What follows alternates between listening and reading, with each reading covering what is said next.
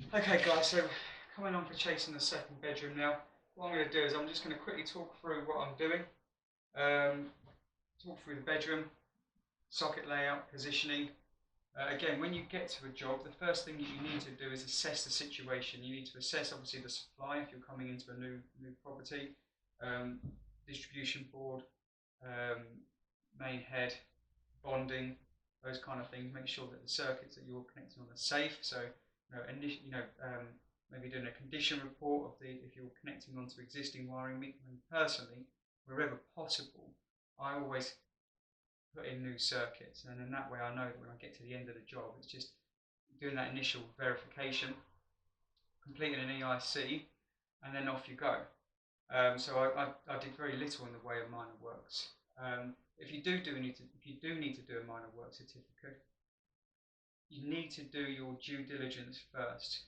Once you've got that quote in, always put a small price in, or a realistic price for doing the initial verification. So doing the electrical condition report of that circuit or circuits that you're joining onto. Explain this to the customer.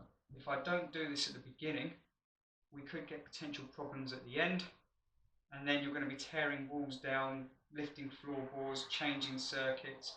Who needs that hassle? If we find out at the beginning, for my quotes, I can give you a complete picture, break it down, and show you where that money's going and what it's paying for. And then what that does, it buys peace of mind as well. Because nobody wants to get to the end of the job and there's a problem. So many people are desperate to keep their prices competitive and low, so they win the work. But if you just explain to people, this is what I do, this is why we do it, and if we do that, you're going to have less problems, less hassle. Spend £100 now testing a circuit, £200 testing a circuit, or testing an installation, doing an full EICR on the installation. Spend a day doing the testing to get a complete picture. Well, that £200 would be the best £200 you've ever spent. You don't want to get to the end of the job, we liven everything up, we've got problems, because then who wants to be left holding that hot potato? I personally wouldn't. And in most instances, I think most electricians then just don't test or don't issue a certificate, and they fraudulently make it up. They walk away, and off they go. That's not where we want to be. That's not where you apprentices want to be. We're tradespeople. We look after the client. We do what's best for the client. We do our due diligence. You get to the job. You assess the situation. You assess the circuit. You give the client a complete picture. And then once you've got that, you talk around the job. Well, what would you like? What do you need? Absolutely. What are you planning on doing in this room? One question that you need to ask people: what's the budget? Because there's no point starting to, say, oh yeah, we can do this, this, this, and this, and then they say, that's fantastic, I love it. How much is that going to cost? Well, we haven't got that kind of budget. Instantly, one of my first questions is always, okay, what's the budget? What are we looking at? And then that kind of gives you a parameters to work between. When people say, oh, budget's this many thousand, that many thousand, you can start to then work with that. And then you'll also find that usually there is a little bit more of a scope. They don't want to obviously tell you there's 10 grand to spend, because in their mind you're going to spend 10 grand easy. You'll make it 10 grand just for the sake of it being 10 grand. But what you'll find is that you start talking around. You say, right, okay, where's the bed going? So for instance, this is the bedroom. Where's the bed going? Okay, so the bed could go in this position, or it could go against this wall. We're not really sure. Okay, well, do you want a socket either side of the bed? Yes, we do. Okay.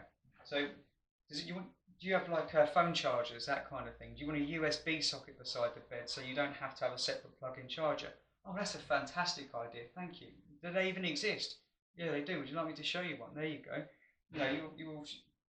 It's our job to show them what's available so that they can make an informed decision on what they want and get the job they want to do. That's what a good tradesperson does. So, if I had two positions for the bed, I'd say, well, why don't we put the socket either side here? Because even if you don't have the bed there, a desk might go there. Fantastic, they're loving that already, Right, we'll have two sockets. We'll have one over here, we've got one over there. Well, those two sockets, they're quite close to each other. To me, that looks like too many sockets. Why don't we take away one of those sockets? Because even if you spin the bed this way, if the socket position's in that corner, that's that corner covered. Yeah, that's a great idea. You're saving me money. Fantastic. Great. And we don't have wall acne everywhere. You know, a lot of people love sockets or switches or and start banging in loads of stuff. We don't want it to look commercial or industrial. I call it wall acne. You know, positioning is key. I'm minimalist. Electricity should be there, but not seen, in my opinion. You know, chrome sockets. You know, making features out of stuff in the right instances. But a lot of the time, I just use white faceplates and blend it in somewhere. You know, that's my personal opinion. You guys can do whatever you like. But the key person in this is the client. What does the client want to do? So, for instance, yeah, so bed here, socket either side, or bed there, socket either side. Well, which is your preferred position for the bed? Well, in my opinion, because this is my boys' room, I'm going to have the bed here, coming out this way. Is it big enough for a double bed as he grows as a person? Okay, well, let's have a look. Let's measure that. Right, so I've got 2.2 metres. Right, okay, how big's a bed? Well, standard double bed, 4'6". So 1, 2, 3, 4, 5, 6. Well, that's 1,370 millimetres. Okay, that doesn't leave me enough space to get a unit either side of the bed. Okay. Or if I do, it's going to be tight. You'll literally be coming through the door straight into the side of the bed. Do I want that? Not 100% sure about that. Okay, well, let's put it on this wall. Let's find the centre of the wall. Okay, centre of the wall. It's always easier to do it along the floor. Okay, so we've got 3 metres along this wall. So let's mark centre of the wall. I'm going to do it on the actual. Let me drop this down so you guys can see what I'm doing at the same time. Hopefully you can see the laser level. So I'll do it along that laser level. Right, 1.5 metres in the centre of the room.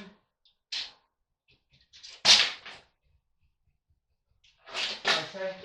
Whenever you're checking measurements, don't just measure off one wall, measure off the other wall as well. You'll sometimes find there's a bit of a discrepancy, and then you can choose the centre of the 2 marks. In fact, I should draw that down on my laser line. Somehow I completely missed that. Right, I just need to move this plasterboard out of the way a tick. Just so I can get my tape measure in there. Right, so off that wall, see that I've measured it. Measure it this way, very slightly out. I'm a couple of centimetres out there. Always worth checking. Something else that I need to think about. These walls are being bonded out, you know, hard walls. So 15 to 20 mil of, 10 to 15 mil hard wall, and then a 2 mil skim. So somewhere between 15 and 20 mil is going to come out. So I need to allow for that in my measurement. So I've measured 1.5 metres off of here and 1.5 metres off of here. Well, actually, what I need to do is I need to take 20 mil off of that, split that either way, obviously. So 10 mil, I need to move that 10 mil over. So 10 mil that way, 10 mil that way.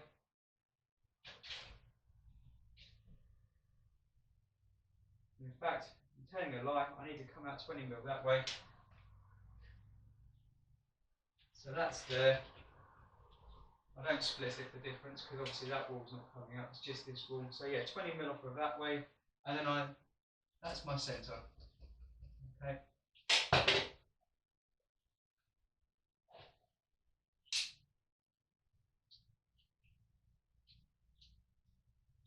The trouble with pencils, they get absolutely chewed up on a rough surface. Eat through pencils. Right. That's my mark, and then I'm going to put a C on there for centre. And I know which one that is, which line that is then. Again, if this was a plastered wall, decorated, my lines would be very small and I'd be taking a lot more time and care over it and actually just putting dots on the wall rather than lines. So think about the surface that you're writing on. Okay, standard bed, 4'6", that's 2'3" either side. So 1, 2, 3, 27 inches. or 685 millimeters, give or take, in new money.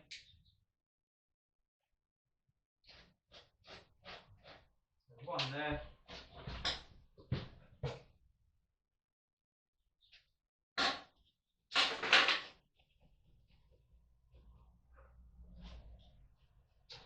So one there, one there. Okay, that's the edges of the bed sorted. Right, what's the size of a wall unit?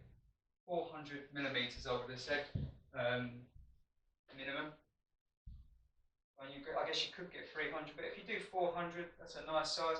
I always allow 50 mil at the side of a bed for bed coverings to sort of come over. So if I come out 50 millimeters for bed coverings, and then 400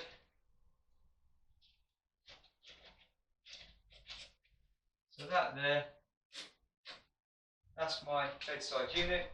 Centre there, I'm going to put the socket, so I come back in 200, and that there is where my socket's going to go.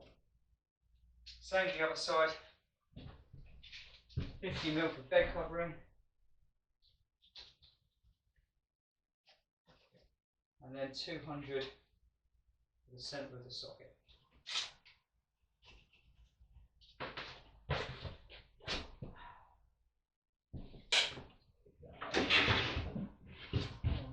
See that sods of all the plasterboards in the way of the razor level.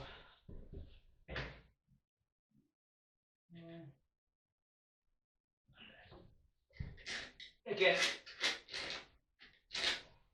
I'll recheck all these with the laser level once I've done it anyway, so it's not crucial. It's really just to give me a position to chase my box in. Right, okay. So, 2 boxes. Wish this camera had a pause function on it. That would be amazing, which it doesn't.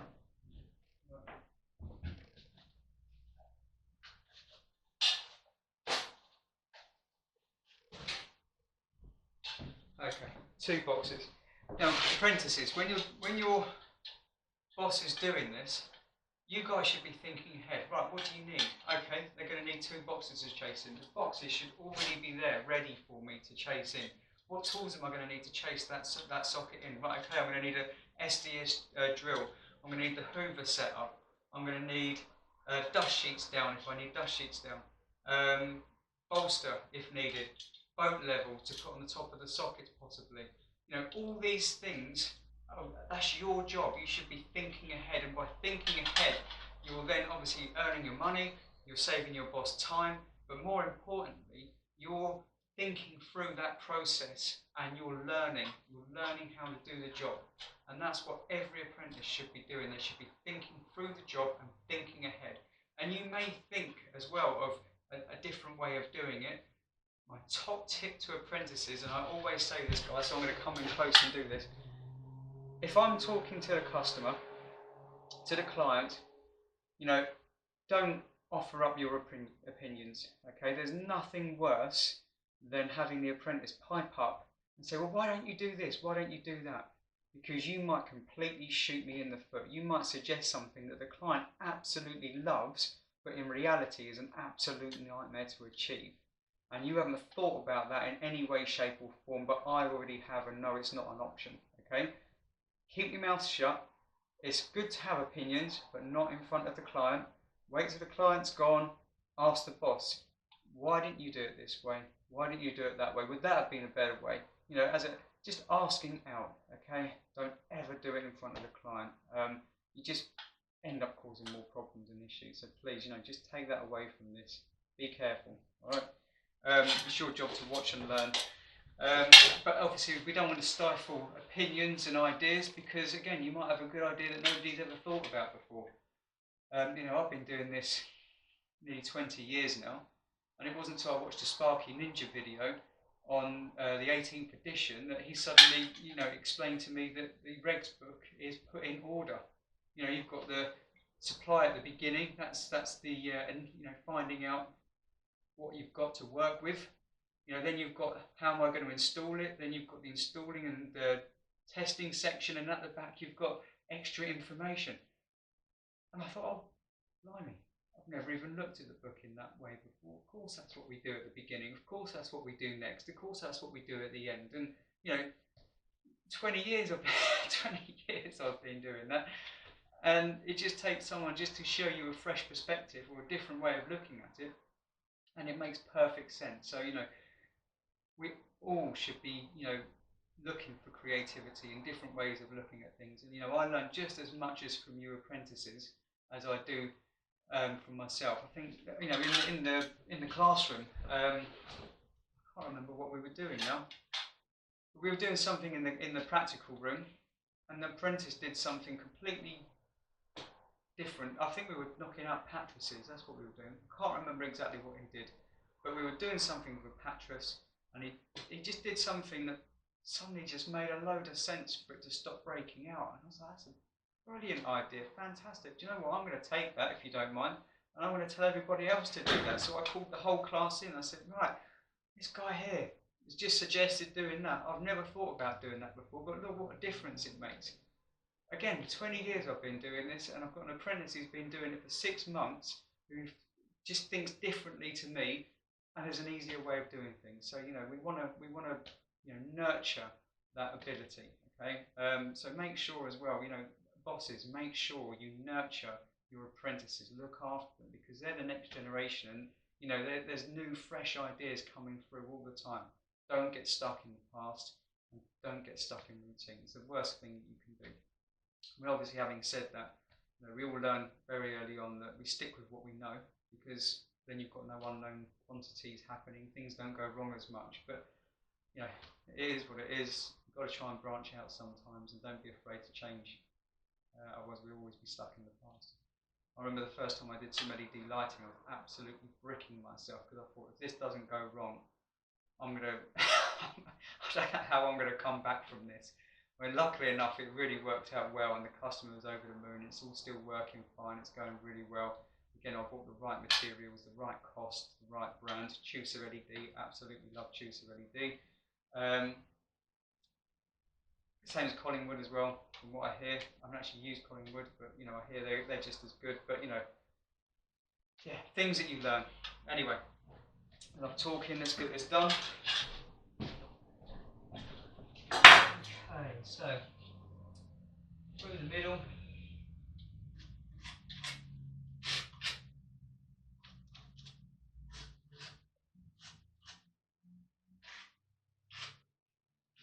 What I always do as well is, because I'm going to switch off that laser level at some point, I just mark that line either side of the socket, about 20 mil long, because obviously as I chase in I might lose it a little bit, but it helps me get the level back on it afterwards, a boat level to span the gap. So I just draw that out just to give me a rough level, so I don't have to have this laser level on all the time.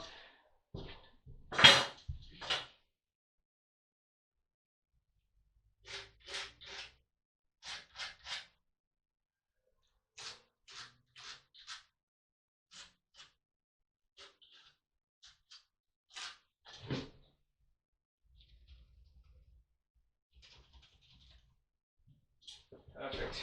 Okay, right, I'm going to drop this camera off, and I'm going to sort of show you what we've got to work with. Oh, unplug it. That was a good idea. Right, this socket over here. So what I'm going to do with this one, where are we? There we are. So what I'm going to do with this one, obviously you can see here, this is the edge of the bed, 50 mil for bed coverings.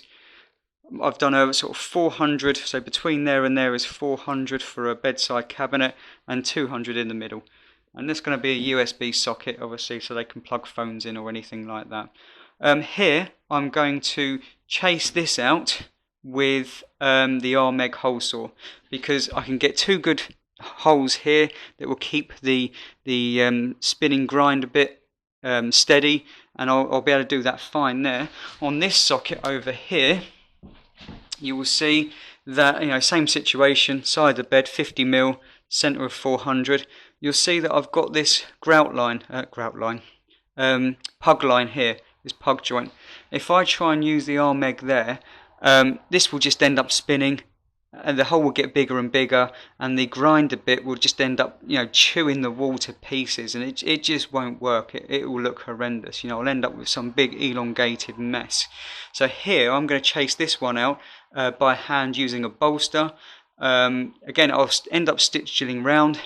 I'll stitch drill in the middle, and then I'll break it out with a bolster all the way around for you guys as well, so you can see how to do that if you haven't got any power. Well, I guess power you need for the drill anyway, but if you know, let's say you didn't have a SDS drill with stop lock, but you get the picture. So there you go, either side of the bed. Then what I'm going to do after that, I'm going to put a socket down here to fill this corner. There is a cupboard here, so I've put it against this wall, and then over on this wall as well, as I come through the door, so the door's going to open that way. There's going to be switch and room stat that side, and then there's going to be a socket, and I'm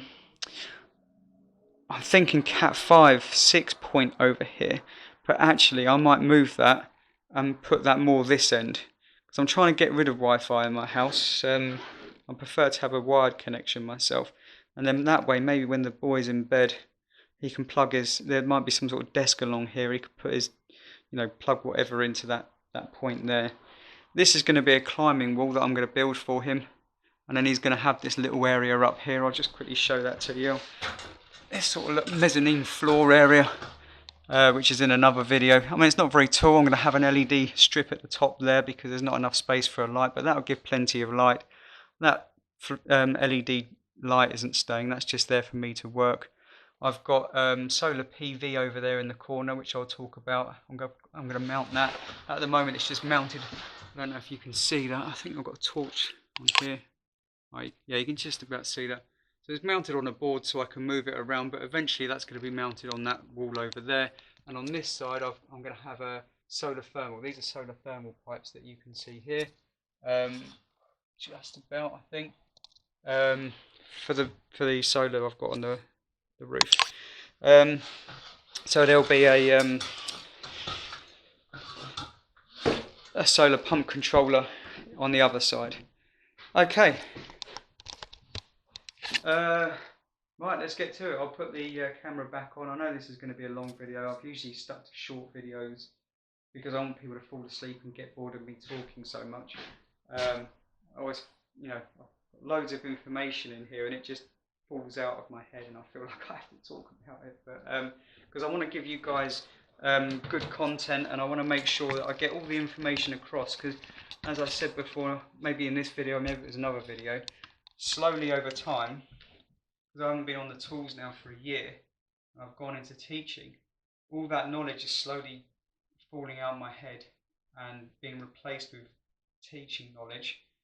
I don't want that to happen. I don't want that to be lost. I want you guys to benefit from that. It would be a real shame if I lose that information. So anyway, right, let's get this chased out, get this cracking. I'll keep the video. So I'll keep the video going. I'll tell you what, I'm going to stop the video. I'll pull it in close and I'll do separate videos for all that. But that's how you work out positioning in the room. In fact, this is the room that I'm going to put LED strip around the Velux window. So around that Velux up there, I've already put the cable in. I don't know if you can see it on the edge there. There's a cable there ready for the LED strip, and yeah, I'll put that in. Again, no, under normal circumstances I probably wouldn't have bothered because we're going to have a nice big chandelier in this room because of the ceiling height, but I thought I'll do it for you guys, and then yeah, it's done. It's another selling point, I guess.